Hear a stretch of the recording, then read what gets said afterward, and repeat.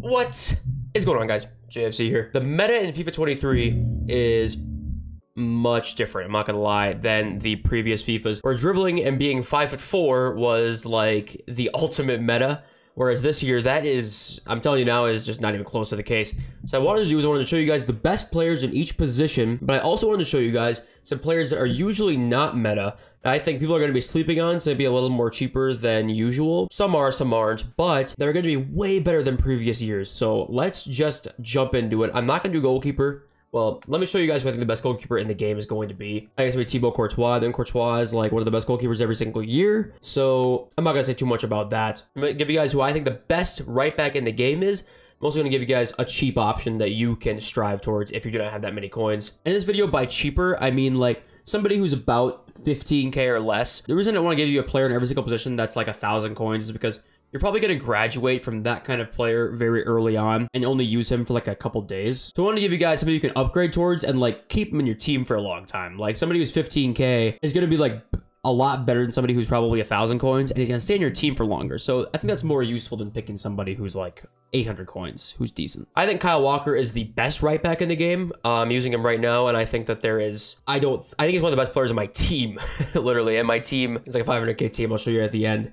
And I think Kyle Walker is like one of the best players. He's absolutely amazing. His physical is really what sets him apart. I mean, physical in this game is so important, and his passing is actually pretty good. The next one, I know people probably already know he's gonna be decent, is Reece James. But the thing about Reece James is that yes, he's like 15k, but most years you might say, okay, 81 pace on my right back isn't fantastic. Even if I put a shadow on him, he's gonna go up to like 90 pace, which the past couple of years, that might actually not be that good. But I think this year with a 5'10" right back with like 85 strength, with 88 crossing and good passing, this is going to be a fantastic right back until you can afford Kyle Walker. I'll tell you that right now. Reece James is going to be sick. No, I'm not going to be naming like icons in this video because I think most people just are not going to be able to even be close to affording icons right now. So I want to give people players who they could actually feasibly afford. I think the two best center backs in the game this year, Koulibaly is #1 for sure. I'll get into it. Nobody's surprised. I think Varane is the second best center back in the game this year.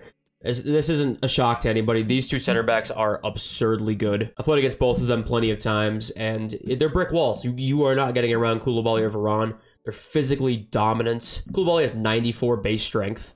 I mean, that's so important this year with his high sprint speed. I mean, come on. It's really not fair. But there's a couple guys you should absolutely not sleep on. And one of them is Milan Skriniar. And Skriniar is 6'2" with low-high work rates, and he's got 89 strength and 87 aggression. 85 jumping to win the aerial battles. His defending is fantastic.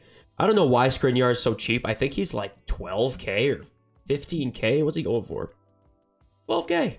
That's an absolute bargain of a center back for Skriniar. And next to him is Lucas Klosterman. And the reason I'm putting Klosterman in here, even though he's only got like that low physical, but I've been like ranting about how much I love physical, is that pace is still important, right? But it's just a lot more balanced than last year. So a center back with 86 pace is still like really, really good, and he'll make up for a little bit of his physicality shortcomings. And it's not like he's not physical at all. 77 strength is still pretty nice. He's actually not that expensive compared to what I thought he might be. He's around that same price that Skriniar is. I think the best left back in the game is, I mean, if you don't already know who I'm going to pick here, I'd be shocked. It's just hilarious how the same players every year somehow end up being like the best players in the game. It's Ferland Mendy at left back. This card, because he's extremely physical, his body typing game is like huge. I don't understand it. And he's got decent passing for a guy who's 83 rated left back with the 82 short pass, 79 long pass. I mean, Mendy is once again going to be the best left back in the game for like the 4th straight year. But until you can afford a guy like Mendy, the cheaper option is I actually think Yuri Berchiche looks pretty good. 81 pace. He's got pretty decently high physicals. His passing's all right. I think Berchiche for a super budget option. First day of FIFA, you cannot go wrong with that for sure. Right mids, I'm going to combine with right wings. This one might be a little controversial. I actually don't think that Lionel Messi is going to be the best right mid in the game. At least it's just my suspicion. He's got low work rates. He's only got 81 pace. I know his shooting is going to be great. His passing is going to be great, as it always is. I think Mo Salah might be better. It's crazy to say that, but physicals are just better. He's got higher pace. He's still got all the shooting traits. He's got decent passing. I mean, I think Mo Salah, just for this specific FIFA, might be a little bit better. Now, let's look at a cheaper right mid. I'm going to actually go with Leon Bailey, and the reason being is that 4-star skill moves is nice, But what I do like about him is that I know he doesn't have like those physical stats we've been talking about, but he's got outside foot shot trait, which I think is very, very important. His shooting's actually pretty good. He's going to be rapid, so I think if you upped maybe his shooting, passing, and dribbling or something like that, or his shooting, passing, and physical, I think, is that a chem style? I don't even know. I think Leon Bailey's a very good day one option. So I'm going to give you a starter center defensive mid option to start with. I think Mikel Merino is kind of that. Merino, 82 defending, 81 physical. He's got high work rate, 6'2", 84 interceptions, decent dribbling. I think it's a good guard. For a box-to-box center mid, I think Carlos Zolaire is a very good option. Zolaire just looks all around like he's decent. His passing's really good, which I think is going to be huge in this game. Decent pace. He's just good all around. And at cam, just look at this card for a sec. It's Nicolo Zaniolo, if I could get him up. Nicolo Zaniolo has 87 pace. He's got 4-star skills. He's 6'3". Look at the in-game stats.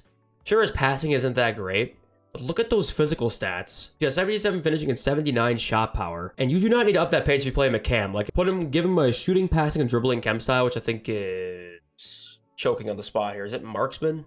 I don't even know. Like, I think Nicolo Zaniolo is going to be a beast of a card to start the game with. Let's start with the best CDM in the game. And it's my boy, who I called this. It's Comrade Lamer, who is only going for like 15K right now, I think. Dude, this card is unbelievable. His interceptions are insane. Insane. If you can get Lamer, do yourself a favor and get him. He's absolutely amazing. This Lamer and Klosterman link is deadly. Center mid, a lot of people are raving about Renato Sanchez. And I agree. I think Renato Sanchez is the perfect player for this kind of game. High physicals. His passing's all right. He's got that high pace, and his dribbling is 90 balance, 84 agility. This is Renato's year. I think every promo card Renato Sanchez gets is going to be like stupidly expensive, and it's going to be insane. Renato Sanchez is rightly so hyped up. He's also got traits. Center attacking mid, it was really close between Kevin De Bruyne and Nabil Fekir, and I ultimately went with Fekir just because he looks so good all around. He's also got traits. The physicals are there. Everything is here for this Fekir card, and he is like 30K, so it does make sense. But yeah, if you can work your way up to Fekir, if you need a cam, I think he's going to be fantastic. He's got the French links. Now, left wing, this is really tough for me,